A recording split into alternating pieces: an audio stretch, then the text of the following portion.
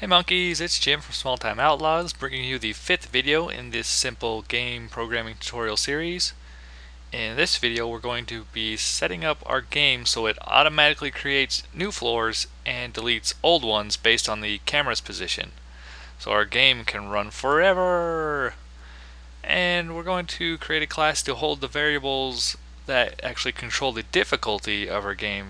So as the player advances through the level or through the map, where we're going to set up certain variables that'll make it harder for them, more challenging. So it's gonna we can have the map speed up, or we can decrease the number of holes in the floor. We can increase we can or decrease the gap between floors so that it gets even harder and stuff like that. So it should be pretty fun, right? So that's what we're going to start out with, is creating those variables. So how we're going to handle them is with another class, and we'll put this, let's put it at the top. And this class we're going to call it, let's say, game vars. And so what we're going to be setting up, we're going to have a list of these game vars, and each one's going to have different different values that we want to use based on, in this case we're going to do it based on how many floors are created. So as they go along, these values are going to switch out. So start out, first one, we're going to have the row, and what this row value is going to specify is the row at which these variables are activated, or this set of variables is going to be activated. So I'll just say I'm going to comment integers just so when you go back to, you can, for reference, you know what's going on. So the row at, the row at which these vars are activated. And then the next field is going to be the floor frequency. And what this is going to do is just going to specify for the current state of our game, it's going to specify how many floors to skip before adding a new floor.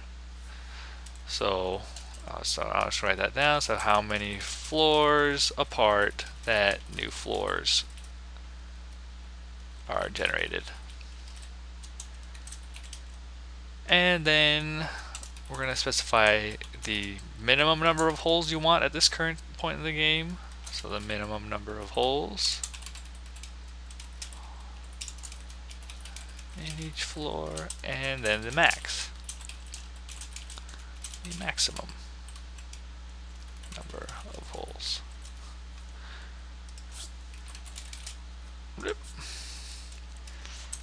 And finally, we're going to have a float, and this is going to hold the speed of the camera falling at this point in the game.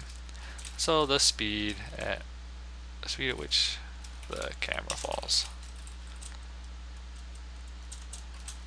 And then basically we're just going to have the one's constructor. So this is just a container of variables. So it's just going to have this constructor is going to take all these variables and then set them. The floor frequency, the min holes, the max holes, and the camera speed. Close it off, and then we're going to go through each one, say self row, assign row, floor frequency. I think it's time for a pause. And bam, the magical code fairy saved the day. Alright, so now let's go back to our main class, and we're going to add some more fields.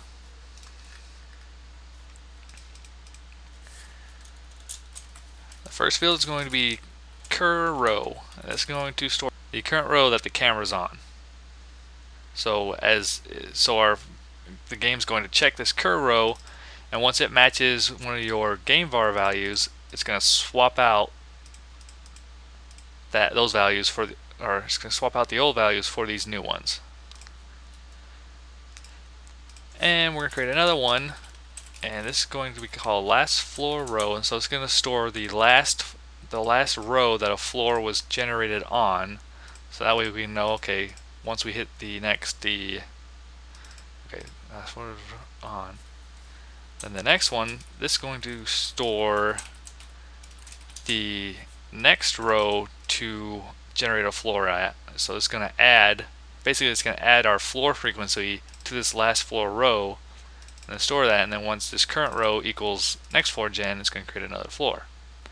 And then finally, for these little floor fields, we have one called rows generated, and this is just going to be the total number of rows that have, or number of floors that have been generated. And now next we're going to create our list for our game vars class. So we're just going to call it game vars, and it's going to be the game vars type, and we're going to initialize it with a new empty game vars list. And now another field, and this one's going to store the current game vars. And then this is what's going to actually be used, to control our camera speed and control the floor frequency and all that. So now that we're doing all this stuff, I'm going to go ahead and we're going to add another method. We're going to call this method game setup, and this is where we're going to do all of our game setup. And we're going to call this, every time we reset or every time we, start the game. So now I'm going to add some game vars to our game var list. So the first one we want it to be, it doesn't really matter what you set this to, because we're going to pop this first one out to start the game. So you can set it to 0, you set it to whatever you want. And now, okay, so now just for reference, I'm going to go back and look, and okay, so what it takes is the row, the floor, frequency, min holes, max holes, and cam speed. So you just know, what you're setting here for each of these values. So starting out, let's say we got kind of a big gap, take it easy on the player. So we'll say we're gonna have 4 empty rows between each filled row or each floor. And then the minimum holes, let's keep it kind of easy for the player here too. So we'll say at a minimum we're gonna have 4 holes, and at a maximum, let's say 8 holes. And the camera speed, we'll keep it at that nice low speed for the first few rows. And so now what you'll do is just go ahead and copy this for each set of game vars you want to set. So now once we've generated 10 floors, we want to increase the difficulty just by a little bit. So we'll shrink the gap between floors a little here, and we'll say, okay, at a minimum there's going to be 3 holes now and a maximum of 6, and we'll keep the camera speed the same, and then we'll say, we'll just do these every 10 rows. We'll increase the difficulty. So now for the floor, let's keep the floor frequency the same, and let's set it down to 2 holes at a minimum and then 5 at a max, and I'm just going to go through and kind of fill these out. And then the lowest you can have is 2 rows between floors, because if you do 1, it's only going to offset 1, so you're going to have 1 floor right after the other, and the player's not going to fit. And so now we're going to set it so at a minimum, 1 hole is starting to get really difficult, and this is going to shrink down to 3, 2, 1. So you can see here, after they've successfully traversed through 50 floors, we're now going to only have 1 hole. And also let's make things a little more interesting. We're going to speed up the camera as we go too. So let's say 1.5 here, then 2, and then 3. So the camera's going to speed up as they go along. They're going to have less holes available as they go along, and then there's going to be less space between floors. So that's an easy way to increase difficulty in a game. And now down here we're going to say our current game vars variable is assigned the first one here in our list. So to do that, you just pop it out with remove first. So it's going to remove it from the list and then return that game vars instance. So we remove it, and then we're going to assign it to current game vars, and so that's going to set by default our game vars going to be these values here. And also in our game setup, since we're going to be calling this from a reset method, we're going to set all of our those fields we created before up here. All these, we're going to initialize them back to 0. So last floor row is 0, current row 0, and rows generated is 0. And now let's go into our onUpdate method, and under here when we enter the game, or we actually, if they hit enter to start the game, we're going to call our game setup method. And then in our cam update, now instead of, well, see, I said it's 0. Now we can set this to our current game vars, the cam speed stored in the current game vars. And then our current row, we're going to calculate based on the camera's position. And if you remember, we're actually subtracting that value from the camera's Y value. So to get the row, we want this row number to be positive. So we're going to use the absolute value function. And we're going to take the camera's position, its Y position, and we're going to divide that by tile height. So that's going to give us a tile value based on our camera's position every 48 pixels, or every tile height pixels. So starting out, it's going to be 0, and then once it reaches 48, once our camera position is 48, or in this case, which is going negative, it's going to be negative 48, and our absolute value changes it to positive. So then it's going to be 1, so our current row is going to be 1, and then 2, 3, 4, so on. And now we're going to say if our current row is greater than or equal to the next floor gen, which remember this is where it says, okay, once we hit this row, we want to generate a floor. So once it's greater than or equal to that, we're going to call our generate floor method. And what this generate floor method is going to take is the row that we want to put it on. So in this case, we're going to use last floor row plus the floor frequency.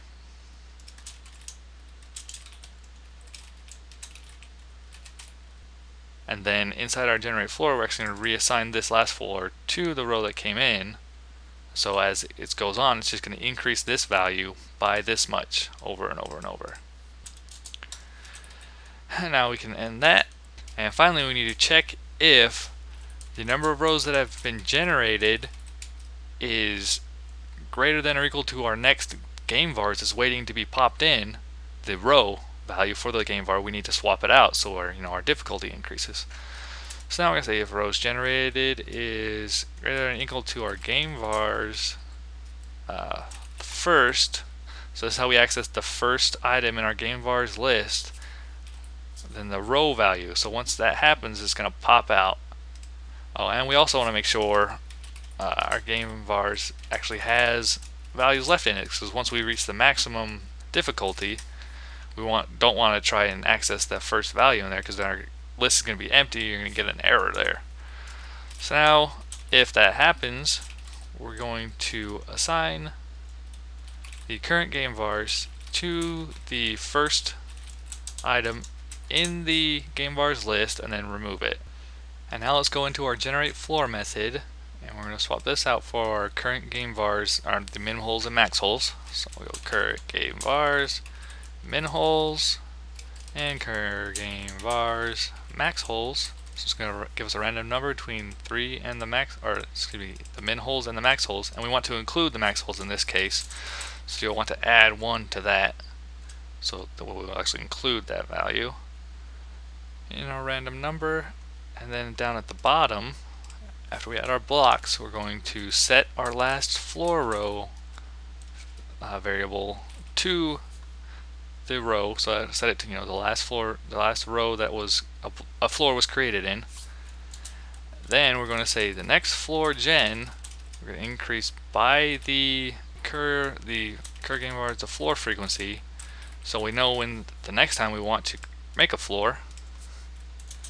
And then rows generated is going to just be increased by 1.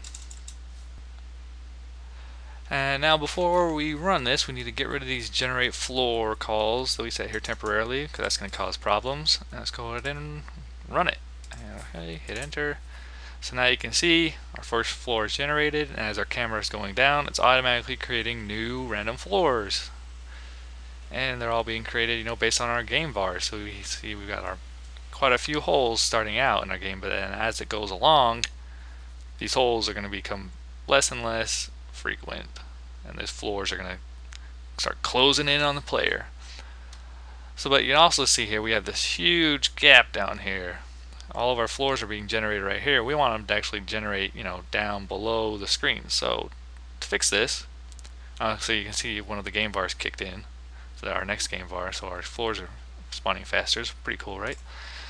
So now to fix this, we're going to go down into our game setup, and we're going to set this next floor gen to a value much less than 0. So what it's going to do is as our game, when our game's starting out, it's going to see that current row 0 is greater than the next floor setting. So it's going to automatically create a floor, add our floor frequency to it, and then just keep creating until this next floor gen matches our current row. So I'm going to set this, since our floor frequency is 4 starting out, I'm going to set this to -8. So this is going to see that it's -8, create a floor, add 4 to it, and then it's going to be -4. So it's going to create another floor because that's still less than 0. It's going to create another floor and just keep doing that until it catches up.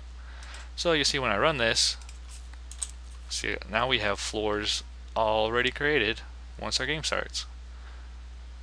And this keeps going and going and going. And finally, to close this movie out, or this video out, we're going to delete the blocks that go off of the screen. So back up into our on render, what we're going to do is we're going to check and see if the block is on the screen, we'll draw it. Otherwise, we're going to delete it. So we'll say if, and we'll say else. So we'll say if anything else, we're going to draw it, but if, and the way to check if it's off the screen is if the position of the block is less than the camera's position, because you remember the camera, when the camera's at 0, 0 is the top of our screen. So whenever, as our camera goes down, once the block's position is less than that camera position, it's going to be off the screen. So what we're going to check for, and once again we need to use the absolute value because our camera position is negative. So we'll say if the absolute value of our camera's position, our Y position, minus this block position, the current block position, and our blocks are what, 48 high, so we'll just say if it's greater than the tile height actually. So we'll just say if the camera has traveled tile height past this tile, it's going to delete it. So the way to do that is to say blocks, and then remove, and you remove the current block. Pretty simple, right? And just so you believe me, we can go down here, and outside of our pop matrix, we'll draw some text, and we'll draw the number of blocks on the screen. So we'll say set color to white, and then we're going to draw text. I'll say number of blocks is the blocks count, and I'll say we'll set it at 5 and 20. Why not? So now when we run this, you can see we got our current number of blocks here, and it's going to keep increasing as we're going down. But once those blocks went off the screen, it went down. So that's how you know it's working. So it's off the screen and deleted them.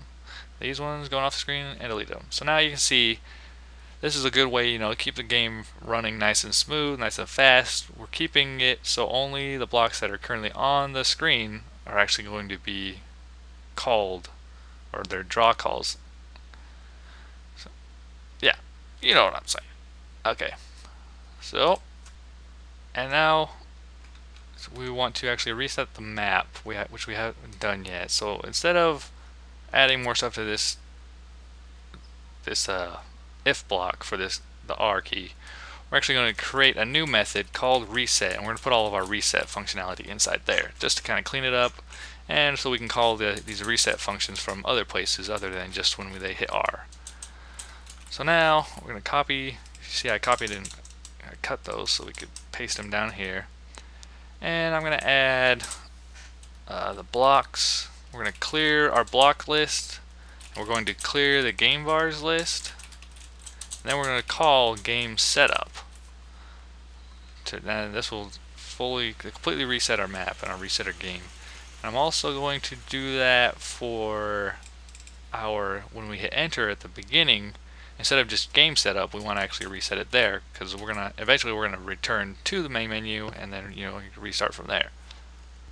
And finally, and I know I already said finally, I said we're just going to remove the blocks, that's it, but there's actually one last thing I wanted to go over with you regarding this procedural map generation, and that's working with the seed value with the random numbers to either ensure that we have the same map starting out every time, or if we want it to be different every time. So the way Monkey works right now, so every time you build the game and run it, your random values you're always going to get the same sequence of random numbers. So you can see we had the block there and then a big space, and if I were to close this, rerun it, we have the same thing. We have block here and then big space, blocks. So you can see we're getting the same, it's setting the seed to the same number every time. So our random number sequence is always the same. So if you wanted to actually change this, you need to set the seed to a different number each time you run the game. So, and in order to do that, it's kind of a difficult thing to do. It's kind of, there's tricks, like one trick to do that is to set it, say here when they hit enter and start the game, you can say seed, and this is a global in Monkey. You say seed is assigned, and what you'll do is you'll assign it to the number of milliseconds that have passed since the game started, and between the time the player hit enter. So they're not always going to hit enter in the same amount of time from when they started the game. So you might get a different seed every time. You're likely to get a different seed every time. So now when you run it, wait a little bit, hit enter. Okay, so now our map looks a lot different. See that? So now if I close this, rerun it. Oops, rerun it, come on. Now rerun it, you see it's way different. So that's how you can do it differently every time. And if you also notice, when we hit R to reset, it gets different every time. Because our random number is starting over from the last random number. And if you wanted to say, okay, I don't really like that, I want it to, when we hit R, I want our map to be the same, because I'm debugging this map and I want it to be the same every time I hit R, so I know what's going on with this particular map. So you go back and we'll say set seed to milliseconds, and we'll say the seed for this game, the assigned seed, and then you can set up a field. You say seed for this game int, and now when you reset, go down in here to reset, and before game setup, we'll say seed is assigned seed for this game. So now you're going to have this seed value that you stored this time, and then you're going to set it every time. So when you reset, so now you can see it starts your random number sequence over again. So that's one thing you can do. We're actually not going to worry about it with this game. We want it to be random, super random every time. So I'm going to take the seed stuff out, but I just wanted to show you how to use seed in case you weren't aware. And that's going to do it for this video. So I'll see you in the next one. We're actually going to delve into actually colliding the player with these blocks so you can, stay up and fall and all kinds of fun stuff. So see ya in the next one, and don't forget to remove all your seed junk. Alright, see ya.